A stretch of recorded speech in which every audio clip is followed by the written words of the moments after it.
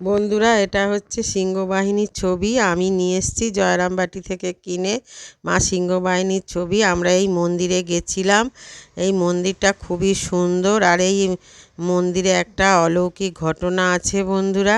এখানে সারদা মা এখান থেকে মাটি নিয়ে রামকৃষ্ণদেবের যখন অসুস্থ হয়ে পড়েছিলেন তখন এই মাটি সারা শরীরে বুলিয়ে দিয়েছিলেন এবং খাইয়ে দিয়েছিলেন। কথিত আছে যে এই মাটি একটু খেয়ে নিলে বা সারা গায়ে মাখলে সমস্ত রোগব্যাধি মুক্ত হয়। সবাই দলে দলে মাটি নিয়ে যাচ্ছে। এই দেখে অর্ঘ্যদ্বীপের বাবাও একটু মাটি নিল, যাতে পুরনো রোগব্যাধি, আমাদের রোগব্যাধি হলে যাতে আমরা সেরে যাই। তোমাদের যদি এই মাটি লাগে, যারা কাছের বন্ধু, তারা একটু মাটি এসে নিয়ে যেতে পারো।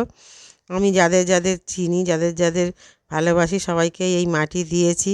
আর এটা হচ্ছে সিংহবাহিনীর মন্দির।